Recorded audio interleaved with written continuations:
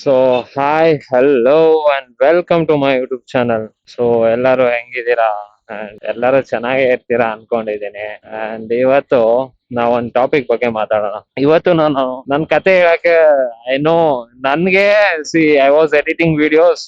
ನನ್ಗೆ ಬೋರ್ ಆಗೋಯ್ತು ನನ್ ಕತೆಗಳು ಕೇಳಿ. ಅಲ್ಗೋಗಿದೆ ಇಲ್ಗೋಗಿದೆ ಅದು ಇದು ಅಂತ ಹೇಳ್ತಿದ್ನಲ್ಲ. ಸೊ ಎಡಿಟ್ ಮಾಡ್ತಾ ಮಾಡ್ತಾ ಮಾಡ್ತಾ ನನ್ಗೆ ಒಂಥರ this is not at all content ಅಂತ ನನ್ಗೆ ಅನ್ನಿಸ್ತು. ಸೊ ಅದಕ್ಕೆ ಇವತ್ತೊಂದು ಟ್ರೆಂಡಿಂಗ್ ಟಾಪಿಕ್ ಬಗ್ಗೆ ಮಾತಾಡೋಣ ಅಂತ ಅನ್ಕೊಂಡಿದೀನಿ. E85 ಅಂದ್ರೆ ಏನು? ಸೊ ಅಂದ್ರೆ ಎಥನಾಲ್, 85 ಅಂದ್ರೆ ಪರ್ಸೆಂಟೇಜ್ ಆಫ್ ಎಥನಾಲ್. ಓಕೆನಾ? ಅದೇನಕ್ಕೆ ಇವಾಗ ಟ್ರೆಂಡ್ ಆಗ್ತಿದೆ? ಮೇ ಬಿ ಚೀಪರ್ ಆಗಿರ್ಬೋದು, ಎಲ್ಲಾರು ಅನ್ಕೊಂಡಿರೋ ತರ ಮೈಲೇಜ್ ಜಾಸ್ತಿ ಕೊಡುತ್ತೆ ಅನ್ಕೊಂಡಿರ್ಬೋದು. ಅದನ್ನೆಲ್ಲ ಡೌಟ್ಸ್ ಕ್ಲಿಯರ್ ಮಾಡಕ್ಕೆ ನಾನು ಇವತ್ತು ಈ ವಿಡಿಯೋ ಮಾಡ್ತಿರೋದು. So ethanol is basically alcoholic product. ಅದ್ರ ಕೆಮಿಕಲ್ ಫಾರ್ಮುಲಾ ಬಂದ್ಬಿಟ್ಟು C2H5OH ಅಂತ. It is actually used in alcoholic beverages, rum, whisky, wines. So ಅದ್ರಲ್ಲೆಲ್ಲಾನು ಯೂಸ್ ಆಗಿರುತ್ತೆ. ಫುಡ್ ಲೆವೆಲ್ಗೆ ಕಾನ್ಸಂಟ್ರೇಟ್ ಮಾಡಿರ್ತಾರೆ ಎಥನಾಲ್ ನ. ಪೆಟ್ರೋಲ್ಗೆಲ್ಲ ಯೂಸ್ ಮಾಡ್ತಾರಲ್ಲ, ಅದು ಕಾನ್ಸಂಟ್ರೇಟ್ ಮಾಡ್ಬಿಟ್ಟು ಸಮ್ ಕೆಮಿಕಲ್ಸ್ ಆಡಿನ್ಸ್ ಏನೋ ಕಾನ್ಸಂಟ್ರೇಟೆಡ್ ಮಾಡ್ಬಿಟ್ಟು ಈ ಫ್ಯೂಲ್ ಜೊತೆ ಯೂಸ್ ಮಾಡೋ ಎಥನಾಲ್ ತರ ಕನ್ವರ್ಟ್ ಮಾಡಿರ್ತಾರೆ. ಎಥನಾಲ್ ಹೆಂಗ್ ಫಾರ್ಮ್ ಆಗುತ್ತೆ ಅಂದ್ರೆ, ಎಥನಾಲ್ ಫಸ್ಟ್ ಇಂದಾನು ಅದೇ ಪ್ರೊಸೆಸ್ ಆಕ್ಚುಲಿ. ಈ ಕಬ್ಬಿನ ವೇಸ್ಟ್, ಈ ಮೆಕ್ಕೆಜೋಳ ವೇಸ್ಟ್, ಮತ್ತೆ ವೀಟ್ ವೇಸ್ಟ್, ಇದನ್ನೆಲ್ಲ ಪ್ರಾಸೆಸ್ ಮಾಡಿ they do produce ethanol. So ಇದು ಬೇಸಿಕ್ ಎಥನಾಲ್ ಬಗ್ಗೆ ಆಯ್ತು. ಎಥನಾಲ್ ಹೊಸದಾ ಇವಾಗ ಬಂದಿರೋದಾ ಅಂತಂದ್ರೆ ಇಲ್ಲ.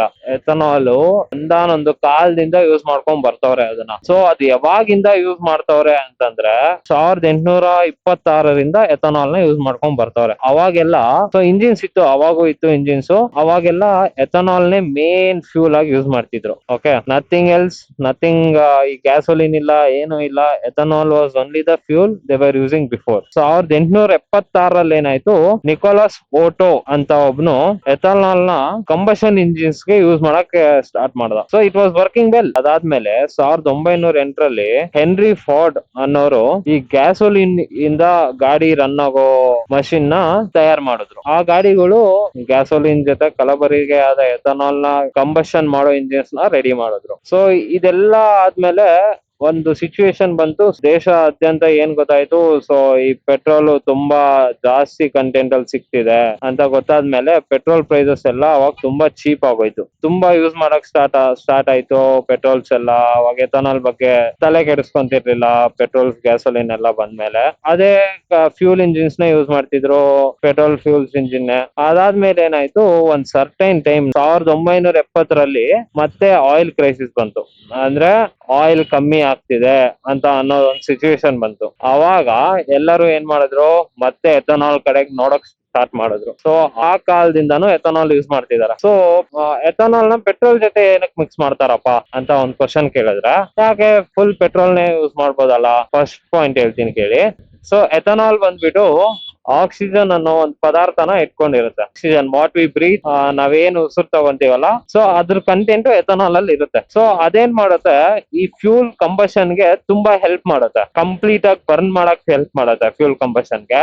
ಅಂಡ್ ಸೆಕೆಂಡ್ ಪಾಯಿಂಟ್ ಇಸ್, ಈ ಕಾರ್ಬನ್ ಮೊನಾಕ್ಸೈಡ್ ಏನ್ ಪ್ರೊಡ್ಯೂಸ್ ಮಾಡುತ್ತಲ್ಲ, ಅದನ್ನ ಸ್ವಲ್ಪ ಮಟ್ಟದಲ್ಲಿ ಕಮ್ಮಿ ಆಗುತ್ತೆ. So maybe pure carbon monoxide produce ಮಾಡೋ ಬದಲು with some oxygen molecules the pollution get reduce. Third point ಏನಂದ್ರೆ, so India is actually importing oil and fuel beverages from other countries. Ethanol mix ಮಾಡೋದ್ರಿಂದ fuel consumption ಕಮ್ಮಿ ಆಗುತ್ತೆ. ಯಾಕೆ 20%, 5% ಆ ತರ mix ಮಾಡೋದ್ರಿಂದ ಎಥನಾಲ್ ಪೆಟ್ರೋಲ್ ಯೂಸೇಜ್ ಕಮ್ಮಿ. ಪೆಟ್ರೋಲ್ ಯೂಸೇಜ್ ಆಬ್ವಿಯಸ್ಲಿ ಜಾಸ್ತಿನೇ ಇರುತ್ತೆ, but the percentage of the fuel you use will reduce. So 100% petrol use ಮಾಡೋ ಬದಲು ದ 20% ಎಥನಾಲ್ ಯೂಸ್ ಮಾಡಿದ್ರೆ ಇನ್ನು 20% ಸೇವ್ ಆಗುತ್ತೆ. ಸೊ ಅದರಿಂದ ಗವರ್ಮೆಂಟ್ ಅವರು ಎಥನಾಲ್ ನ ಮಿಕ್ಸ್ ಮಾಡ್ತಾರೆ. ಅದೇನು ಡಿಸ್ಅಡ್ವಾಂಟೇಜ್ ಅಂತ ಅಲ್ಲ. ಅಂಡ್ ಫೋರ್ತ್ ಪಾಯಿಂಟ್, ಎಥನಾಲ್ ಇಂದ ನಮ್ಮ ರೈತರಿಗೂ ಸಹಾಯ ಆಗುತ್ತೆ, ಮತ್ತೆ ಅವ್ರಿಗೊಂದು ಎಕ್ಸ್ಟ್ರಾ ಇನ್ಕಮ್ ತರಾನು ಆಗುತ್ತೆ.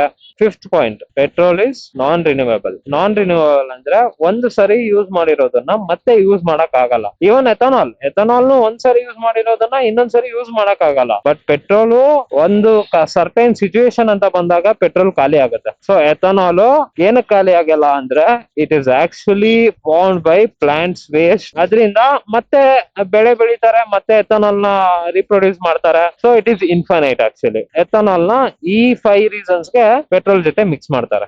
ನಮಗೆ ಸಿಗೋ ಪೆಟ್ರೋಲ್ ಯಾವ ಸ್ಟ್ಯಾಂಡರ್ಡ್ ಇಂಡಿಯಾದಲ್ಲಿ ಅಂತಂದ್ರೆ ಒಂದು E0 ಬರುತ್ತೆ, which is 0% of ethanol in petrol. ಇನ್ನೊಂದು E5 ಬರುತ್ತೆ, so 5% of ethanol is used in petrol. ಇನ್ನೊಂದು E10 ಬರುತ್ತೆ, 10% ಆಫ್ ಎಥನಾಲ್ ಇರುತ್ತೆ ಪೆಟ್ರೋಲ್ ಅಲ್ಲಿ. E20 ಬರುತ್ತೆ, 20% ಎಥನಾಲ್ ಇರುತ್ತೆ. ಸೊ E20 ವರೆಗೂ ಇವಾಗಿರೋ ಎಲ್ಲಾ ಗಾಡಿಗಳಿಗೂ it will work fine, well and good. So E85 ಅಂತ ಬಂದಾಗ 85% ಆಫ್ ಎಥನಾಲ್ ಯೂಸ್ ಮಾಡ್ತಾರೆ, ಮತ್ತೆ 15% only is the petrol. So ಈ ಫ್ಯೂಲ್ ನ ಕಂಬಸ್ಟ್ ಮಾಡಕ್ಕೆ ಇಲ್ಲ ಡೈಜೆಸ್ಟ್ ಮಾಡಕ್ಕೆ ಸೊ ನಮ್ ಗಾಡಿಗಳ ಕೈಯಲ್ಲಿ ಆಗಲ್ಲ. ಮೇ ಬಿ ಆಗುತ್ತೇನೆ ಅನ್ಕೊಳ್ಳಿ. E85 ಅನ್ನೋ ಪೆಟ್ರೋಲ್ ನ ನಮ್ಮ ನಾರ್ಮಲ್ ಗಾಡಿಗಳಲ್ಲಿ ಯೂಸ್ ಮಾಡಿದಾಗ ಸೊ ಅದರಲ್ಲಿ ವಾಟರ್ ಕಂಟೆಂಟ್ ಜಾಸ್ತಿ ಇರೋದ್ರಿಂದ ಮೆಟಲ್ ವಾಟರ್ ನ ಅಬ್ಸರ್ವ್ ಮಾಡಕ್ ಸ್ಟಾರ್ಟ್ ಆಗುತ್ತೆ and it will start rusting. So Rust ಆಗಕ್ ಸ್ಟಾರ್ಟ್ ಆಗುತ್ತೆ. ಸೊ E85 ಪೆಟ್ರೋಲ್ ನ ಯಾವ ಗಾಡಿಗಳಲ್ಲಿ ಹಾಕ್ಬೋದಪ್ಪ ಅಂತಂದ್ರೆ ಅದಕ್ಕೆ ಫ್ಲೆಕ್ಸ್ ಫ್ಯೂಲ್ ಇಂಜಿನ್ಸ್ ಅಂತ ಬರುತ್ತೆ. ಆ ಇಂಜಿನ್ಸ್ ನೀವು ಯಾವ್ದೇ ತರ ಪೆಟ್ರೋಲ್ ಹಾಕಿದ್ರು ರನ್ ಆಗುತ್ತೆ. E0, E5, E10, E20 ಇಷ್ಟು ಫ್ಯೂಲ್ಸ್ ಪ್ಲಸ್ E85 ಇದಿಷ್ಟು ಫ್ಯೂಲ್ಸ್ ಹಾಕಿದ್ರು ರನ್ ಆಗುತ್ತೆ.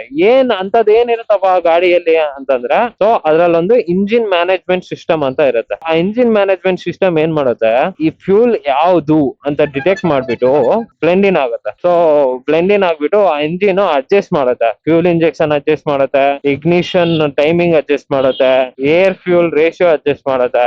ಸೊ ಇದರಿಂದ ಆ ಗಾಡಿಗಳಲ್ಲಿ so maybe materials water non absorbable materials use ಮಾಡಿರ್ತಾರೆ. ಸೊ ಇಷ್ಟು ಕಾರಣಗಳಿಂದ ಫ್ಲಕ್ಸ್ ಫ್ಯೂಲ್ ಇಂಜಿನ್ಸ್ ನ ತಯಾರು ಮಾಡ್ಬೇಕು. ಸೊ ಈ E85 ನಾರ್ಮಲ್ ಬೈಕ್ಸ್ ಮೇಲೆ ವರ್ಕ್ ಆಗಲ್ಲ, ನಡೆಯಲ್ಲ, ಹಾಕಿದ್ರು ನಿಮ್ ಗಾಡಿ ಹಾಳಾಗುತ್ತೆ. ಸೊ ಗೌರ್ಮೆಂಟ್ ಅವ್ರು ಹೇಳ್ತಾರೆ ಇದೇ ಯೂಸ್ ಮಾಡಿ, ಅಕಸ್ಮಾತ್ ಕಮ್ಮಿ ರೇಟ್ ಇದೆ, ಜಾಸ್ತಿ ಮೈಲೇಜ್ ಕೊಡುತ್ತೆ ಅಂತ ಅನ್ಕೊಂಡ್ ನೀವೇನಾದ್ರೂ ಆ ಪೆಟ್ರೋಲ್ ಹಾಕ್ಸುದ್ರಿ ಅನ್ಕೊಳ್ಳಿ, ನಾನೊಂದ್ 3-4 ಇಮೇಜಸ್ ಹಾಕ್ತೀನಿ ಇಲ್ಲಿ.